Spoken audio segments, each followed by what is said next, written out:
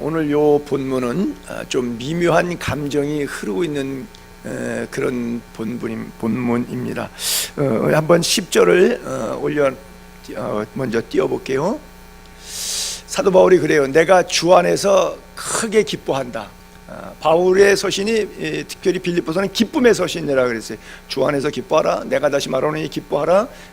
별명이 빌립보서는 기쁨의 서신이라 그랬는데, 바울이 자기 기쁨, 그러니까 상대에게 기뻐하라 이게 아니라 자기 기쁨을 표현하고 있는데, 내 기쁨이 크다 이렇게 표현하고 있어요. 주 안에서 내가 크게 기뻐한다. 근데 왜 그렇게 바울이 기쁘냐, 지금 기쁜 이유가 뭐냐, 이렇게 써 있어요. 너희가 나를 생각하던 것이 이제 다시 싹이 나미니 너희가 또한 이를 위하여 생각은 하였으나 기회가 없었느니라. 잘 이해가 되실런지 모르겠는데 제가 이렇게 쉽게 풀어드릴게요. 너희가 나를 생각하던 것이라고 하는 것은 무슨 얘기냐면, 너희가 나에게 돈을 줬다는 거예요. 헌금을 했다는 거예요. 선교비를 줬다는 거예요.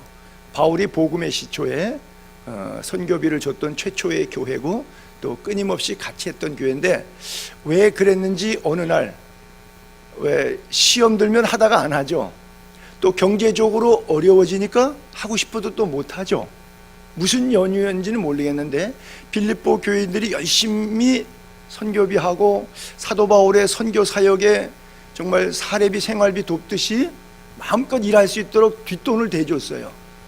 바울에 대한 생각이 그들의 생각과 같이 일치로 갔어요. 근데 언젠가부터 이게 없었어요. 그런 어떤 물질적인 후원이 없어졌어요. 근데 에바브로디도 편에 다시 물질을 로마의 감옥에 있는데 거기 보내준 거예요. 그 얘기를 쓰고 있는 거예요. 다시 싹이 났다. 근데 안 보내다가 보냈으니까 멋쩍을 거 아니에요. 여러분, 사실 돈이라는 게 그래요. 받는 사람 자존심 안 상하게 줘야 되고, 또 주는 사람 오만하고 거만스럽지 않게 조심해야 되고, 이 받는 것도 힘들고 주는 것도 사실 쉽지 않습니다. 지금 이 주고받은 미묘한 관계의 흐름이 지금 얘기되고 있는데, 사도 바울이 상당히 은혜롭고 지혜롭게 잘 이 부분을 정리해서 표현해 주고 있어요.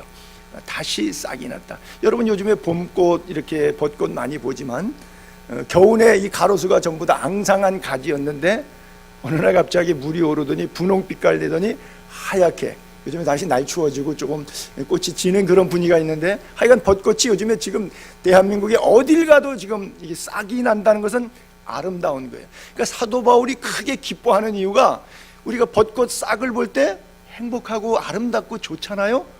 그들의 신앙적인 영적인 것들에 있어서 주고받는 일들이 있었는데, 옛날엔 있었는데 지금은 없단 말이에요. 그러던 차에 다시 또 있으니까 싹이 났다고 이렇게 표현하고 있어요. 굉장히 그 사도 바울이 표현하기 어려운 것을 어떤 시적인 단어를 끄집어 와서 이 물질적 후원 관계를 지금 이렇게 표현을 하고 있는 거니까 상당히 어떤 의미에서는 좀 어려운 거예요. 그 네막과 빌립보 교회와 사도 바울의 전후 상황을 이해를 잘 못하면 그냥 이게 읽고 지나가면 전혀 이렇게 감이 오지 않는 구절이 바로 이 10절의 이런 구절입니다. 너희가 나를 생각하던 것이 이제 다시 싹이 났다. 그러면서 옛날엔 왜 안 했어? 시험 들어서 안 했구나. 이렇게 말하면 좀 부담스럽잖아요. 그러니까 또 상대적인 배려의 표현을 쓰는 것이 그 다음에 너희가 또한, 아니요, 넘기지 마시고, 너희가 또한 이를 위하여 생각은 하였으나, 그러니까 안 보낸 동안에 후원이 없었던 동안에 돈은 못 보냈지만 생각마저 못 보낸 것은 아니었다. 기도마저 끊어진 관계는 아니었다. 그런 얘기예요. 생각은 하였으나 기회가 없었다. 뭐 거리가 멀어서 뭐 온라인을 못 붙였는지는 모르겠는데 생각은 있었는데 마음은 굴뚝 같았는데 미처 후원할 능력이 안 되거나 좀 마음이 허락이 안 되거나 그래서 기회가 없었다. 제가 이렇게 설명드리니까 좀 이 구절이 이해가 되십니까? 근데 이게 중요한 것은 뭐냐면 신뢰가 서로 있느냐는 거예요.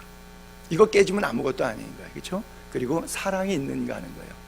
여러분, 신뢰와 사랑이 존재할 때 헌금과 헌신과 사랑과 이런 것들이 서로를 주고받는 정이 나눠질 수 있는 것이지, 신뢰관계가 깨졌어요. 서로 사랑하지도 않아. 오히려 미워하고 증오하는 관계예요.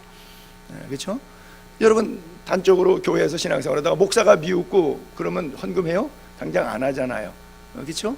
이건 뭐 현실적인 얘기예요. 그러니까 어떤 내막인지는 모르는데 빌립보 교회 안에도 이 부분이 있었는데 이것을 10절처럼 저렇게 사도 바울이 표현한 거예요.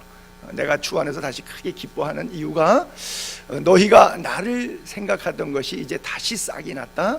너희가 또한 이를 위하여 마음은 있었는데 행동을 못했다. 생각은 있었으나 기회가 없었느니라. 그래요. 여러분, 저기에서 우리가 읽을 수 있는 것은 사도 바울의 기쁨이 어디에 있는가? 물질적 도움을 받아서 기뻐한다 이렇게 생각하지 않게 되고, 그들의 마음의 신앙이 한 걸음 더 성숙하게 되는 과정, 아픔이 있었는지 몰라도 조금 더 성숙하게 됐다는 사실, 그것을 인해서 기뻐했다고 여러분 그렇게 생각할 수 있게 되기를 바랍니다. 바울이 주 안에서 크게 기뻐하는 게 헌금 안 하다가 헌금했다 이래서 기쁘다 이렇게 생각하지 않기를 바라고요. 그 정도로 우여곡절이 있지만 다시 믿음에 이렇게 성장이 되었구나. 참 감사하다. 나는 그게 기쁘다. 돈이 와서 기쁜 게 아니라 그 마음의 성숙을 바라보니까 그게 기쁘다. 사도 바울은 지금 바울의 기쁨을 그렇게 표현하고 있어요. 목사가 목회하면서 그런 느낌이 있죠. 어려운 성도님이 와가지고 기도하고 말씀 붙잡고 열심히 살라고 하는데 그 영혼을 놓고 눈물로 기도할 때 하나님께서 불쌍히 여겨주셔서 목사의 기도도 들어주시고 그 성도의 안타까움도 들어주셔서 가정이 펴지고 경제가 펴지고 힘을 얻고 신앙생활 새록새록 잘하고, 그러면 그것은 목사의 최대의 기쁨이에요. 그것보다 더한 기쁨이 있겠어요? 목사에게? 없겠죠. 지금 사도 바울이 그런 주 안에서 큰 기쁨이 바로 거기서 오는 목양적인 기쁨인 거예요. 나는 하나님께서 우리 예수의 교회 성도들에게도 축복하셔서 복을 주셔서 선한 사업에 부한 일꾼으로 쓰임받게 되기를 바랍니다. 그래요. 그런데 여러분 여기서 한 가지 또 이렇게 시비를 딱 거는 것은, 어려울 때는 잘해요. 근데 조금 배불러지면 다들 개구리가 올챙이 생각 못한다고 다 이렇게 교만해지더라고요. 그래서 제가 늘 표현하듯이 숨만 쉬면, 어려울 때는 주야 살려달라 그래서 하나님이 해결해 주면 숨만 쉴만 하면 그 다음은 사치하고 오락하고 타락하고 교만하고 다 그렇게 되더라고요. 그래서 제가 없을 때 하나님 붙잡다가 있어서 끝까지 하나님을 더 신실하게 붙잡는 사람을 아직은 제 주위에서 보질 못했어요. 나는 예수의 교회에서는 앞으로 수두룩하게 보게 되기를 기대하고 또 그렇게 기도할 것이며 그렇게 믿고 싶습니다.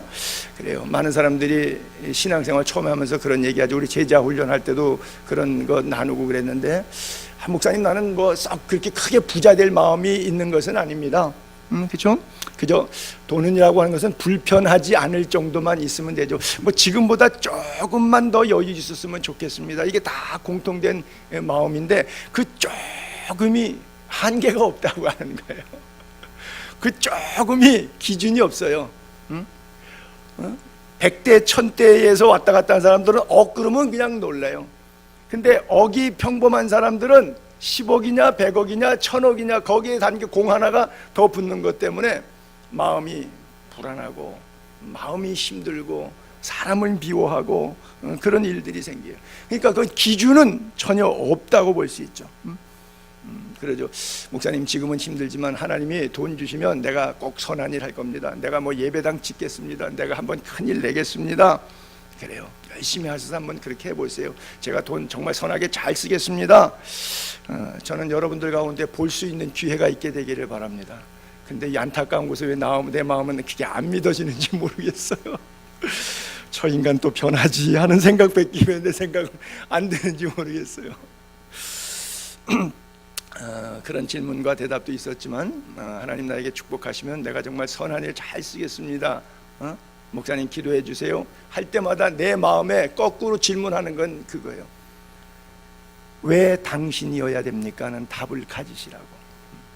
하나님이 나를 축복할 수도 있고 너를 축복할 수도 있고 그를 축복할 수도 있고 쟤를 축복할 수도 있고 얘를 축복할 수도 있어요. 왜? 하나님의 선한 역사를 이루기 위해서 하나님 마음이 엿장수 마음대로 누구든지 축복 주셔서 그 물질 가지고 하나님을 잘 섬기게 할 수 있어요. 근데 우리는 다 나, 너, 그이니까 우리 입장에서는 하나님 그게 나이기를 원합니다라고 생각을 해요.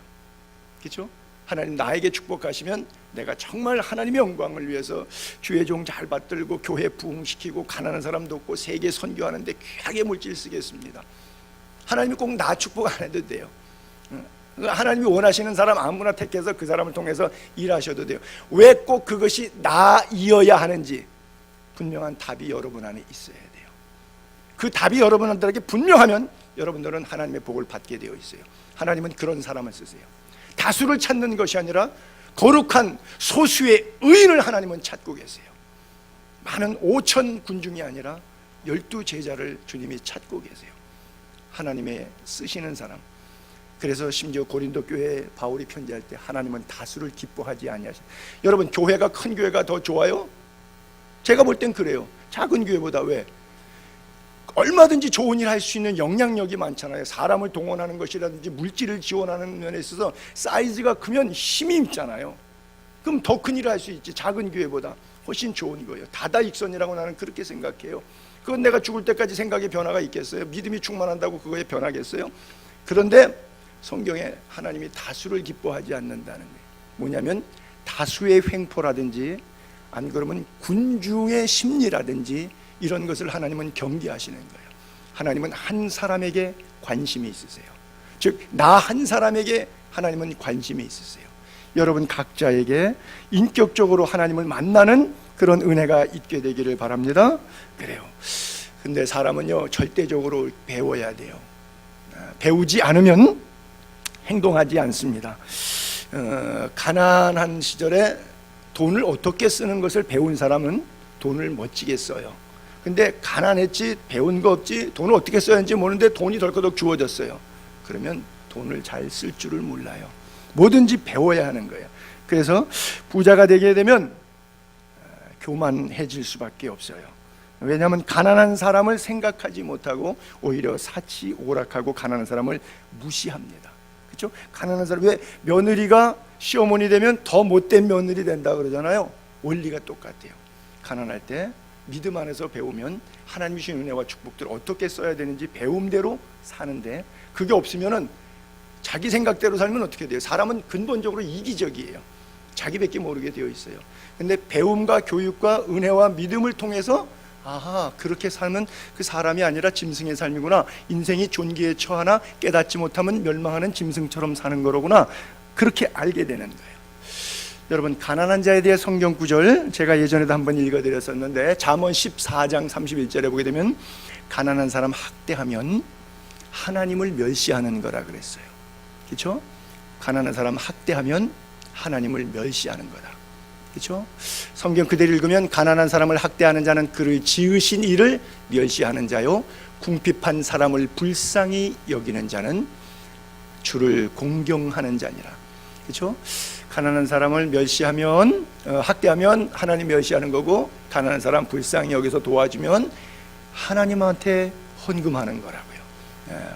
하나님을 공경하는 거라고요. 그렇게 써 있어요. 그래서 우리는 하나님 어떤 상황 속에서도 가난과 부자는 기준이 없어요. 저는 제가 제 삶을, 여러분들이 오해하지 마시고 그냥 문자적으로 들으세요. 저는 제 삶을 부자라고 생각하지 나는 가난하다고 생각하지 않아요.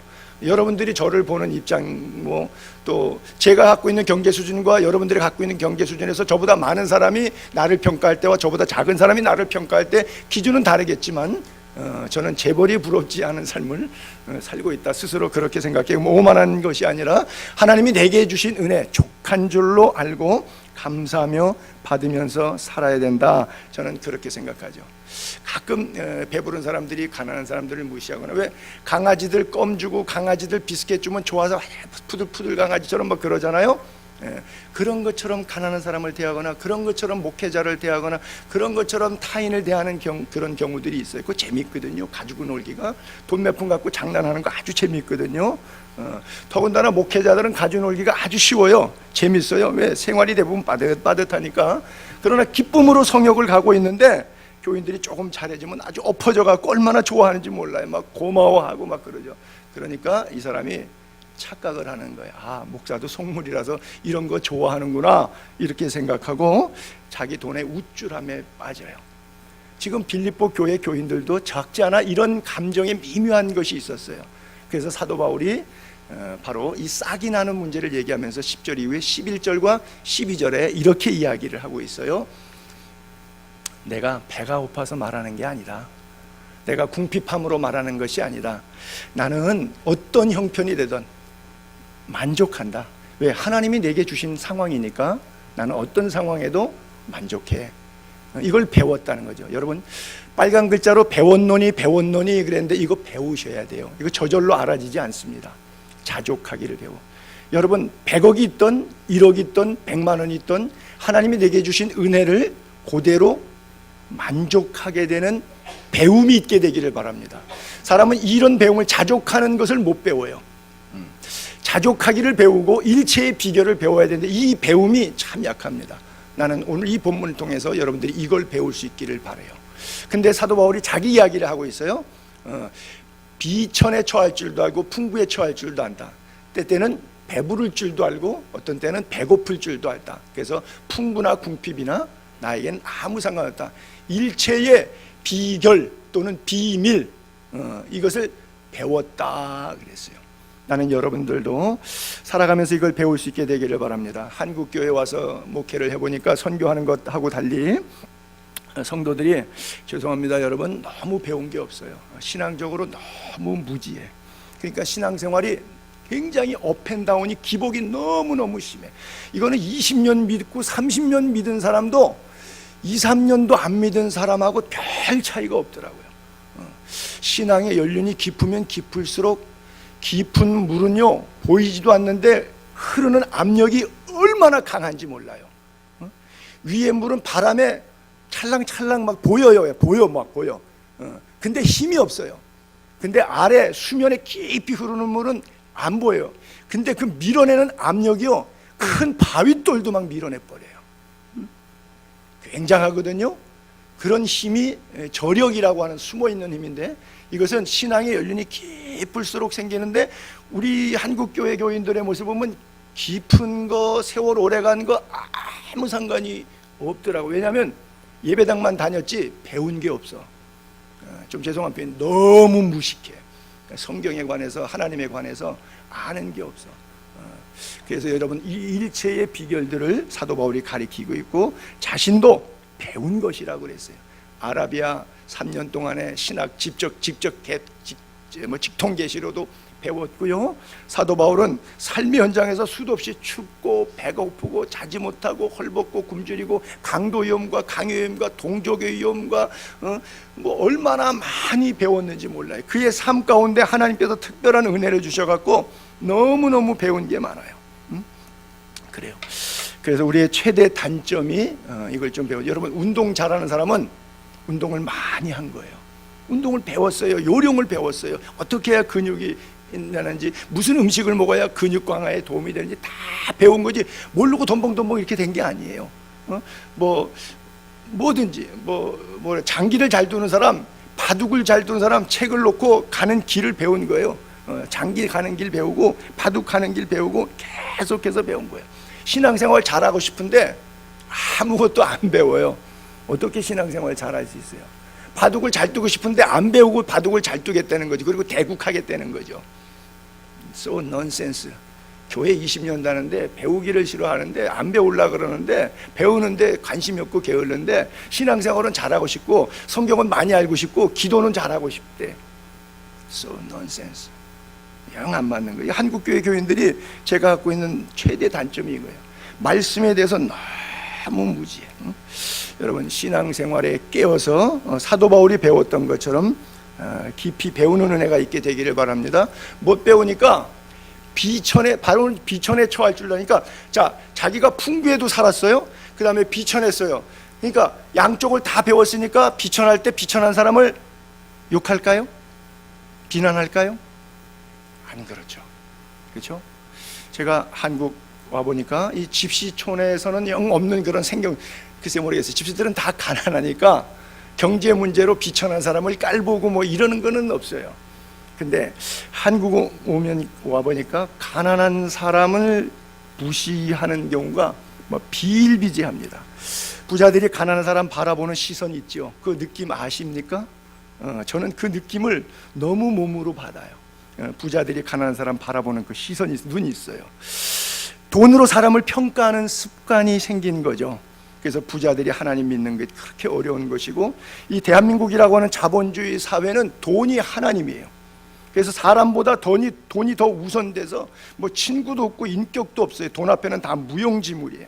돈 때문에 사람 무시하고 사람과 사람 사이의 저울질은 돈이 중심이지 인격이 중심이 되지 않고 있어요.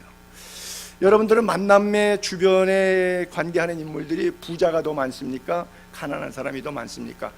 하루 또 일주일의 통화량 가운데 누구하고 더 교제하기 위해서 대화하는 시간이 더 많으십니까?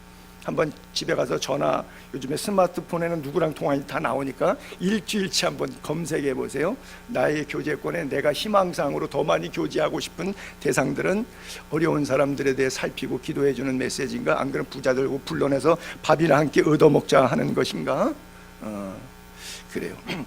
모세가 40년 동안 광야 학교에서 배웠기 때문에 지도자가 될 수 있었어요. 하나님은 왕자로서 왕궁에서 40년 있을 때 안 쓰셔요.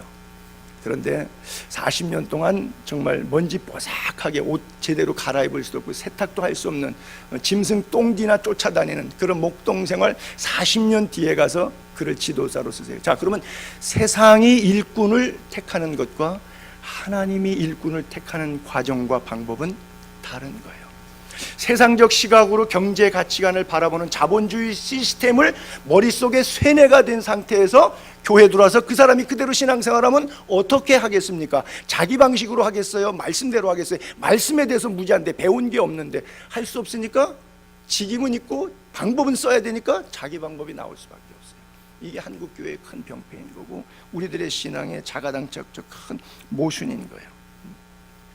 사도 바울이 지금 아주 힘든 그 경제 문제를 여기에 아름답게 풀어가려고 애를 쓰고 있는데, 사실은 사도 바울이 고린도 교회에다가는 우리 목사님은 돈 설교 이런 거 뭐 헌금하라는 설교는 안 하는데 뒤로는 다 빼가 아주 머리가 교활해가지고 이런 욕을 먹었어요. 앞으로는 뭐 11조금 뭐 헌금 강조 안 하는 것처럼 하고 뒤에다가 자율 헌금 같은 거 하는 식으로 해서 알아서 하라고 하는 것 같으면서도 뒤로는 뒤통수를 얼마나 쳐갖고 돈을 긁어내는지 아주 교활해. 돈 긁는 선수야. 고린도 교회의 교인들이 사도 바울을 그렇게 욕했어요. 사도 바울이 열이 좀 났겠죠. 고린도전서 12장 14절 16절 19절을 제가 띄워볼게요. 사도 바울이 그래요. 내가 너희에게 폐를 끼치지 아니하리라. 돈 몇 푼 내놨다고 나를 욕하는데 내가 그렇게 폐를 끼쳤냐? 그 뜻이죠. 내가 구하는 것은 너희 돈이 아니고 너희의 신앙이다. 너희 삶 자체라고 하는 것이죠. 오직 너희지 너희 돈이 아니다. 내가 기도하는 기도의 제목이 저 친구 헌금 많이 하게 해주세요 이게 아니라 저 친구 예수 잘 믿게 해주세요 이거라는 거죠. 하여간 이런 비난을 들었다 이거예요. 하여간 어떤 이의 말이, 누가 비난했던 어떤 사람이죠. 내가 너희에게 짐을 지우지는 아니할지죠. 말은 겉으로는 괜찮게 했어요. 뭐 돈 달라고 얘기는 안 했어요. 신사적으로 했어요. 근데 생각에 뒷담 맞춘 거죠. 교활해가지고 속임수로 결국은 취할 거 다 취해 먹었어요. 사도 바울이 그런 인간이야. 뭐 이러고서 말로 떠들고 다니는 거예요. 그러면서 사도 바울이 좀 얘기하면 아이고 그거 다 목사님 자기 변명이야 이렇게 얘기하는 거예요. 너희는 이때까지 우리가 자기 변명하는 줄로 생각하는도다. 우리는 그리스도 안에서 하나님 앞에 말한다. 사랑하는 자들아, 이 모든 것은 너희의 덕을 세우기 위함이니라. 제가 하는 표현으로 노후 준비 이제 적당히 하시고 사후 준비하십시오. 죽은 다음에 제 설교가 유효할 건데 그때는 유효해도 어떻게 할 길이 없어집니다. 그렇죠? 내가 돈 달라고 하는 것이 아니다. 사도 바울이 그렇게 말하면서 당신들이 열매 맺는 그리스도인 상급을 준비하기를 바란다 그랬어요. 여러분, 제가 저 얘기를 이렇게 하는 거예요. 여러분, 이번에 우리 행사도 갖고 좋은 일들 많은데 여러분 헌금하세요. 선교비 하세요. 구제비 하세요. 그거 나를 위해서, 교회를 위해서 하는 게 아니라 여러분 복 받으라고 하는 거예요. 그러니까 돈 많이 내놓으세요. 이렇게 얘기할 때 여러분 들을 때 어떻게 들리십니까? 순수하게 들리십니까? 결국은 그 얘기가 돈 내는 얘기라지 뭐 앞에 붙어봐야 뭐 결론이 그거지 뭐 돈이지 뭐 이렇게 들리죠. 사도 바울이 저 얘기를 했을 때 하여간 어떤 이의 말이 계속 바울을 공격하고 비난하는데 바울이 저렇게 말한들 자기 변명이라고 말하지 우리가 신앙생활에 있어서 하나님의 의를 위해 살아야 되겠다 이렇게 들을 사람이 있었겠어요? 제가 볼 때 고린도 교회 수준은 글쎄 우리 교회 정도 이렇게 잔 맷집이 굵은 교인들은 조금 들을는지 모르겠는데 고린도 교회가 이것을 소화하기가 참 어려웠을 거예요. 우리 다음 주에 배우겠지만 다음 주면 이제 빌립보서를 끝냅니다. 그 4장 오늘 우리가 13절까지 읽었는데 계속 14절 이후 나가는데 4장 18절 부분에 보게 되면 그들의 헌금 에바브로디도 편에 갖다 줬던 헌금을 받고 나서 사도 바울이 이런 얘기를 써요. 내게는 모든 것이 있다. 아니 헌금 받았으면 감사합니다, 잘 쓰겠습니다, 고맙습니다 이러면 되잖아요. 근데 뭐 배부른 것처럼 내게는 모든 게 있어, 다 있어 이런 거죠. 또 풍부한지라 에바브로디도 편에 너희가 준 것을 받음으로 내가 풍족하니 이는 받으실 만한 향기로운 제물이요 하나님을 기쁘시게 한 것이라. 자, 하나님을 기쁘시게 한 것일까요? 사도 바울을 기쁘시게 한 것일까요? 빌립보 교회 성도들은 에바브로디도 편에 이것을 보내면서 사도 바울 쓰라고 보냈어요.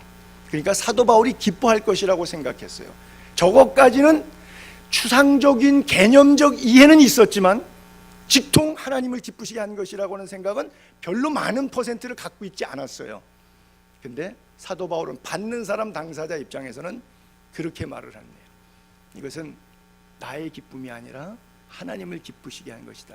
내가 받은 향기로운 제물이 아니라 하나님이 받으신 향기로운 제물이다 그래요. 어떻게 보면 상대를 배려하는 듯한 그런 표현 같기도 하고 어떻게 보면 뭐 돈 몇 푼 내놨다고 뭐 이렇게 뭐 나한테 뭐 갑질하려고 생각하지 말아라. 당신이 한 건 하나님한테 한 거야. 나한테 갑질하려고 나한테 생쇼하지 마. 뭐 이렇게 들을 수도 있고 어떻게 듣냐에 따라서 상당히 그 사람과의 감정 속에서 받아들이는 느낌이 상당히 다른 그런 이야기로 들릴 수가 있겠죠. 자, 여러분 저 당시에 사도 바울은 그걸 받았을 때 어디에 있었느냐? 감옥에 있었어요.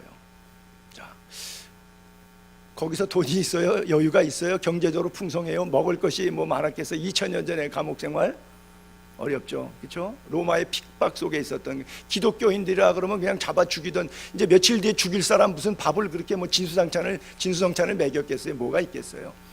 근데 사도 바울이 자존심 있는 건지 하나님의 음성인지 모든 것이 있고 풍부하다 이렇게 말하고 있어요. 왜 그러냐? 나에게는 자족하는 은혜가 있다. 일체의 비결을 배웠는데 바로 자족하기를 배웠다. 여러분들의 신앙생활 만족스러우십니까? 안 그러면 늘 불만이 많으십니까? 여러분 안에 자족이 있습니까? 여러분 사도 바울은 곤경에 처했고 궁핍에 처했지만 그 어려움으로부터 벗어나는 데는 관심이 없었어요. 거기에 관심 없어요. 어디에 관심이 있어요? 비록 수고하고 애쓰고 자지 못하고 줄이고 목마르고 춥고 굶고 헐벗었지만은 자족할 수 있는 힘이 어디서 왔냐? 나에게서 그 힘이 오지 않고 오직 위로부터 하나님이 나에게 그런 힘을 주신다라고 생각했기 때문에 자족할 수가 있었던 거예요. 상황과 환경이 그를 만족하게 만든 것이 아니라 위로부터 오는 하나님의 능력이, 하나님의 위로가 그를 만족하게 만들었어요. 그래서 나는 여러분들이 뭐 돼서 잘 돼서 손에 뭐가 주어져서 떡고물이 떨어져서 만족한다, 자족하는 은혜, 그것도 좋은 거예요. 나쁜 것은 아니에요. 그것도 좋은 거지만 그게 없을 때도 만족하려면 상황과 물질이 아니라 하나님이 주신 은혜에 대한 만족한 그런 경험할 수 있게 되기를 바랍니다. 왜냐하면 이것은 신앙 고백인데 사도 바울이 있잖아요. 하나님의 나라는 먹고 마시는 것이 아니라 의와 평강과 희락이니라. 할렐루야. 여러분 안에 righteousness, 의, 그렇죠? 의. 그 다음에 평강. 어떤 상황 속에서도 흔들리지 아니하는 평강. 그리고 기쁨. 내 안에서 샘솟듯 일어나는, 상황에 휘둘리지 않고 누구 말 한마디에 휘둘리지 않고 어떤 역경, 파도, 환경, 휘몰아치는 환경 속에서도 기쁨을 잃지 않는 것, 그것이 바로 하나님의 나라가 임한 자의 삶이라고 하는 것이죠. 돈 몇 푼 때문에, 액면가 때문에 울고 웃고, 주로 주식하는 분들이 그럴 수 있잖아요. 돈 몇 푼에 와 울었다 웃었다 할 수 있잖아요. 그것이 뭐 좋다 나쁘다는 걸 떠나서 그런 것이 아니라, 상황과 환경과 물질이 아니라 하나님이 나의 하나님인 것, 하나님이 나를 구속하셨다는 것, 그 은혜로 인한 만족함. 히브리서 13장 5절에 보게 되면 히브리인들에게 주의 사람이, 하나님의 사람이 그렇게 권면합니다. 돈을 사랑하지 말고 있는 바를 족한 줄로 알라 그래요. 돈을 여러분 사랑하는 능력, 사용하는 능력이 있게 되기를 바랍니다. 돈은 사랑하는 물건이 아니고 돈은 사용하는 물건이에요.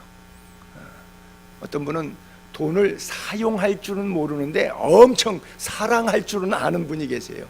그런 것 말고 돈은 엄청 잘 사용하는 거예요. 그리고 사랑은 관심이 없는 거예요. 돈을 사랑하지 말고 있는 바를 족한 줄로 알라. 우리가 담대히 말하되 왜 돈을 사랑하지 말고 있는 바를 족한 줄 알냐면 그 정답이 주는 나를 돕는 이시니, 모든 것이 하나님으로부터 왔다는 거예요.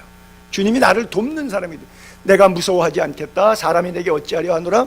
하나님의 말씀을 너희에게 일러주고 너희를 인도하던 자들을 생각하며 그들의 행실의 결말을 주의하여 보고 그들의 믿음을 본받으라 그래요. 하나님의 말씀을 너희에게 일러주고 너희를 인도하던 자들, 요즘 말로 하면 교회 목회자들이겠죠. 또 선교 현장의 선교사님들이겠죠. 그 사람들의 삶과 행동과 설교를 가만히 들어보고 그 사람들의 믿음을 본받으라 그랬어요. 우리 교회는 제가 한국 교회의 병폐들 부조화스러운 모습들을 보면서 하도 교회와 목회자에 대해서 부정적인 표현을 많이 해가지고 이게 부메랑이 돼가지고 저한테도 돌아와서 목회자 알기를 너무 우습게 하는 그런 경향이 우리 교회는 팽배하게 좀 있는 교회 가운데 대표적인 교회입니다. 여러분, 그러나 뭐 그래도 좋아요. 저 개인에게 있어서 인격적으로. 그러나 이 말씀은 말씀대로 여러분들이 은혜를 받으세요. 하나님의 말씀을 너희에게 일러주고 너희를 인도하는 자들을 생각하고 그 믿음을 본받도록 여러분들이 애쓰고 수고하고 노력했으면 참 좋겠습니다. 여러분, 교만이 어디서부터 와요? 호세아서 13장 4절부터 볼게요. 그 앞에 호세아서는 없나요? 에스겔로 넘어갔군요. 그냥 제가 읽을게. 호세아서 13장 4절 5절 6절에는 하나님이 그들을, 호세아는 사랑의 선지자잖아요. 고멜 호세아 이야기 알잖아요. 내가 너를 애굽 땅에 있을 때 나는 내 하나님 여호와라. 나밖에 내가 다른 신을 알지 말 것이라. 나 외에는 구원자가 없느니라. 하나님이 뭐냐면 너를 애굽 땅에 있을 때 구원했다는 것이죠. 그리고 내가 광야 마른 땅에서 너를 알았다. 광야 마른 땅에서 만나와 메추라기로 내가 너를 길렀다는 뜻이죠. 그들이 먹여준 대로 배가 불렀고 배가 부르니 그들의 마음이 교만하여 이로 말미암아 나를 잊었느니라. 이게 무서운 호세아서 13장 6절의 말씀이에요. 애굽 땅이 뭐예요? 430년 종살이하던 노예 생활이잖아요. 죄의 아주 비참한 지옥 백성으로 노예 생활할 때 하나님이 건져줬어요. 구원해줬어요. 그리고 40년 광야에서 만나와 메추라기로 먹여줬어요. 그랬더니 이 친구들이 노예에서 해방되고 떼끼니 문제 만나 메추라기 해결해 주니까 배가 불러가지고 배가 부르니 그들의 마음이 교만하여 이로 말미암아 나를 잊었느니라. 그래요. 하나님께서 두로 왕을 심판하셨을 때도 같은 맥락인데 에스겔서 28장 보게 되면 5절만 볼게요. 내 큰 지혜가, 그 다음에 내 무역으로 재물을 더하고 돈이 많이 늘어났어요. 그랬더니 재물로 말미암아 내 마음이 교만하였도다 그래요. 자, 아굴의 잠언으로 넘어갈게요. 잠언 30편. 예. 아굴이라고 하는 사람이 하나님 앞에 두 가지 기도 제목 내놨죠. 여러분 다 좋아하시고 잘하는 거. 하나님, 내가 두 가지 기도 제목을 하나님께 기도하니까 이 두 가지 기도 제목 죽기 전에 꼭 들어주세요. 하나는, 하나님 내 입에서 다시는 헛된 소리, 거짓말 하지 않게 해주세요. 왜? 마음에 있는 게 속으로 바깥으로 나오잖아요. 헛된 거짓말 하지 않게 해주세요. 두 번째는 가난하게도 부하게도 말고 필요한 양식, 일용할 양식을 우리에게 달라고 우리가 주기도문 하는 것처럼 필요한 양식. 왜냐?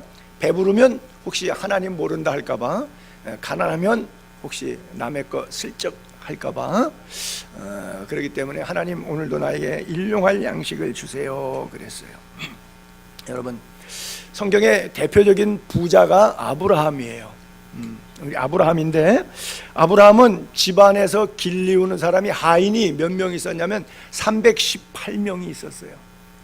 그러면 얼마나 부자인 줄 알겠죠. 집에 몸종을 318명을 데리고 있었으니까, 그것도 전투에 나가잖아요. 그럼 318명의 부인하고 자식들까지 따지면 1000명은 넘게 식소를 거느리고 있는 사람. 한 집안의 가장이 대골 같은 집을 졌겠죠. 그렇죠?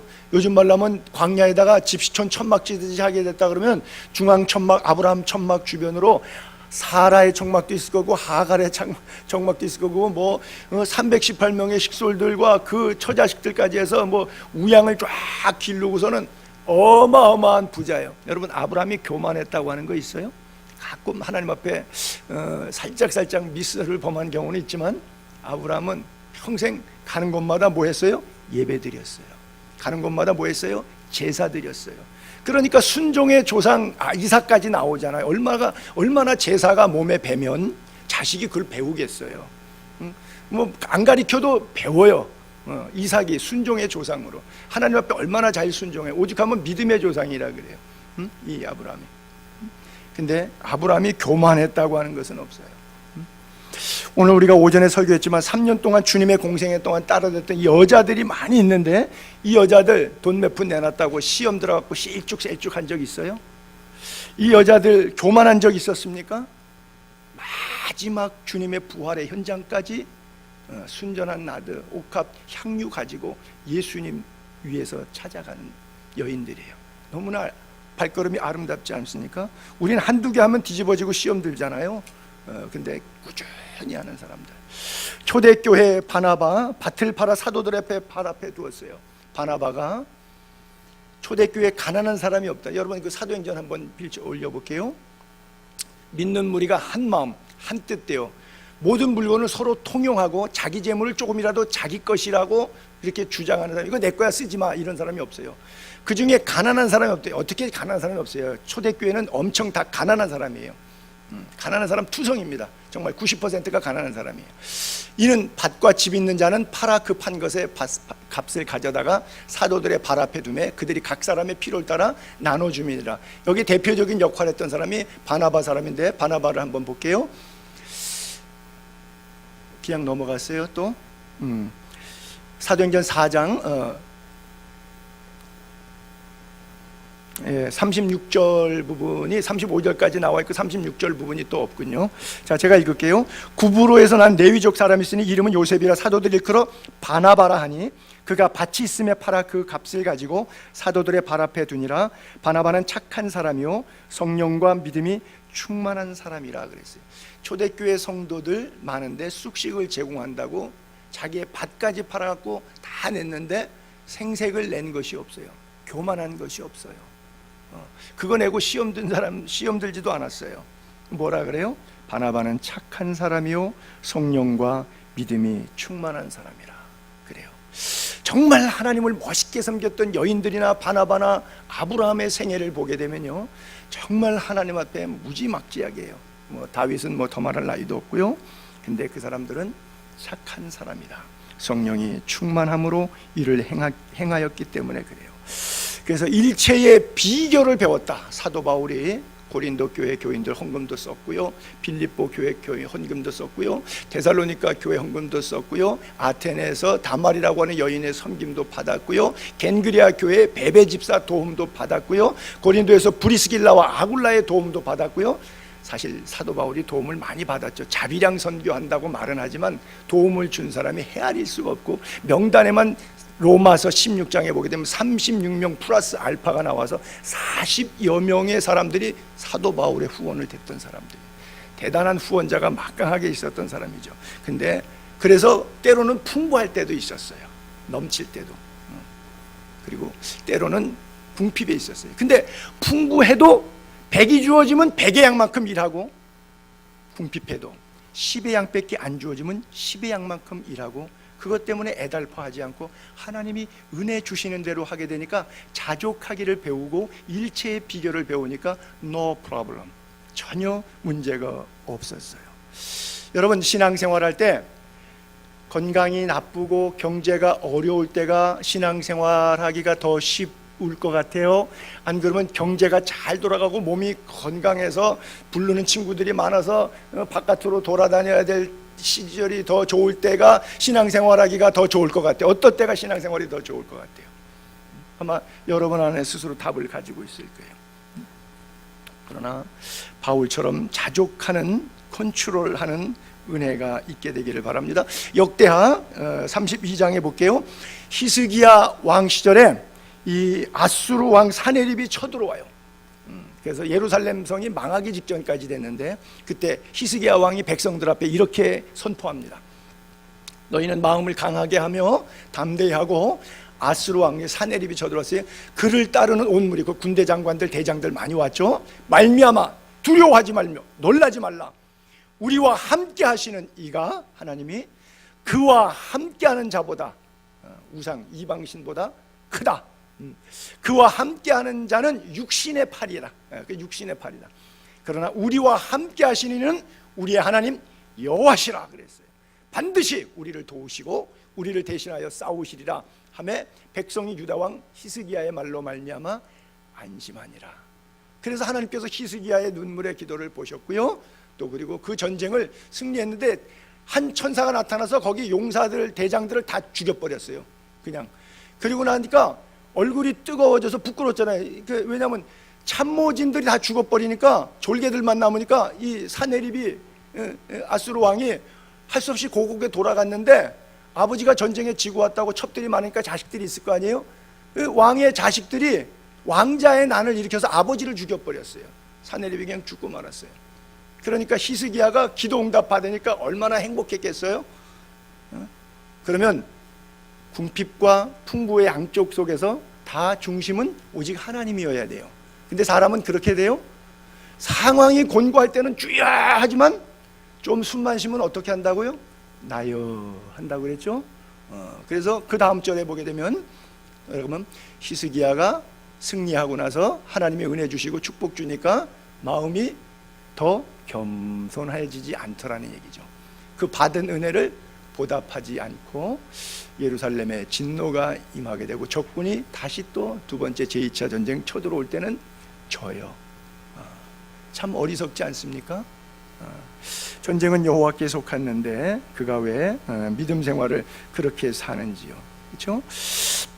여러분, 일체의 비결이라고 하는 건 어떤 상황에서도 주님을 잃어버리지 않는 그런 자세, 살아계신 하나님의 능력을 의지하는 믿음이 있게 되기를 바랍니다. 대표적인 사람, 여러분 잘 아시는 욥 1장 21절에 보죠.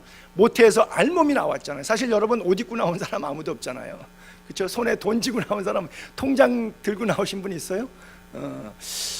알몸이 그리로 돌아간다. 주신 이도 여호와, 거두신 이도 여호와, 여호와의 이름이 찬송을 받으실지니라 하고, 이 모든 일에 욥이 범죄하지 아니하고 하나님을 향하여 원망하지 않더라. 마지막 13절, 자, 여러분 좋아하시는 구절이죠? 저도 되게 좋아하는 구절이에요. 내게 능력 주시는 자에서 내가 모든 것을, 제가 12절과 13절을 제가 붙여서 써 올렸는데 한번 봐보세요. 이거 어디서 많이 본 구절이죠? 내가 비천에 처할 줄도 알고 풍부에 처할 줄도 알아. 모든 일 곧 배부름과 배고픔과 풍부와 궁핍에도 처할 줄 아는 일체의 비결을 배웠노라. 내게 능력 주시는 자 안에서 내가 모든 것을 할 수 있느니라. 이거 글자 어디서 많이 보지 않았어요? 주방에서 보셨어요? 그래 우리 친교실에서 보셨어요. 거기에 제가 이렇게 써놓고 그 밑에 있는 글자까지 여러분들이 관심 있게 보셨는지 모르는데 끝에 따옴표처럼 살짝 양쪽에 슬래시 걸어놓고 가운데다가 이렇게 써놨거든요. 사도 바울이 로마 감옥에서, 제가 그렇게 썼어요. 거기다가 간판쟁이가 썼는데 제가 그거를 쓰다고 했다는 얘기예요. 제가 써서 붙였다는 말이 아니고 그래요. 제가 저 구절 너무 좋아서 거기다가 썼는데, 이거를 내용이 좋다는 게 아니라 사실은 제가 그 밑에 마지막 구절을 쓴 것, 사도 바울이 로마 감옥에서, 그거예요. 처한 상황이 얘기하고 싶었던 거예요. 저 성경 구절이 좋은데 저게 좋아서라기보다도 저 고백이, 저 신앙 고백이 어디서 나왔는가 하는 것을 우리 교인들이, 저나 여러분들이 함께 배웠으면 좋겠다라고 하는 거예요. 핵심은 뭐예요? 주님이 함께 하시면 everything okay. 그러나 주님이 함께 하시지 아니하시면 too many so problem.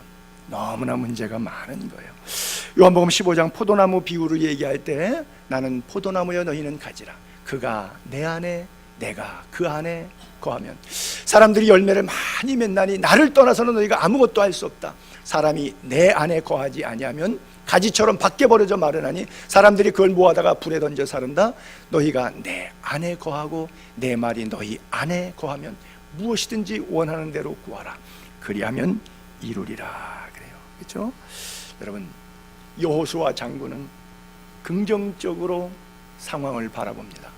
그러면 10명의 부정적으로 보고했던 사람들과 여호수아와 갈렙이 봤던 상황이 다른 상황을 각각 보고 왔을까요? 아니죠. 같은 상황을 보고 왔어요. 근데 10명은 부정적인 게 아니라 현실적인 것을 이야기한 거예요. 여러분, 우리가 현실에 살지만 현실만 보지 말고 그 현실을 움직이는, 안 보이는 현실의 주인 되시는 하나님의 영을 볼 수 있게 되기를 바랍니다. 흐름 안에 성령의 싸움과 악령의 싸움이 있어요. 오늘도 우리가 교육자들이 요한계시록 12장 읽을 차례면 12장을 읽었는데 거기에 용과 여인의 싸움이 있어요. 성령과 악령의 싸움이에요. 여러분들의 부부 싸움에도 그렇고요, 사업 싸움에도 그렇고요, 친구 관계, 인간 관계, 사업 관계에서도요, 나타나는 친구, 말, 돈, 상황, 사람, 이 문제가 아니고 그건 나타난 현상이에요. 현상만 보지 마세요. 현상을 움직이는 힘이 있어요. 이게 악령이 지금 역사하고 있는 것인지 성령이 역사하고 있는지 요것을 잘 분별해서 듣고 보고 말할 수 있게 되기를 바랍니다. 주 안에 거하면 이것이 분별이 가능한데 바로 여호수아의 가슴이에요. 그러니까 강하고 담대할 수가 있어요. 하나님이 뭐라 그래요? 내가 어디로 가든지 너와 함께 하리라. 너를 도와주리라. 너와 함께 하겠다고 하는 이 말씀. 그렇죠? 하나님을 믿는다면, 그렇죠? 우리가 삼손은 자기 힘이 자기에게 나오는 줄 알았어요. 그러니까 들릴라 무릎 삐고 일어났고 내가 힘을 전과 같이 떨치리라 그러잖아요. 여호와께서 이미 자기를 떠나신 줄을 그가 깨닫지 못하였더라. 사사기 16장 20절입니다. 그래요. 여러분, 힘이 하나님으로부터 오는 거예요. 우리의 삶의 생명의 주인이 하나님이신 걸 믿게 되기를 바랍니다. 자, 시간이 좀 가는데 5분 뒤에 요 동영상 5분짜리 하나 보고 마치도록 할게요. 마지막 13절 때문에 제가 이 동영상을 한번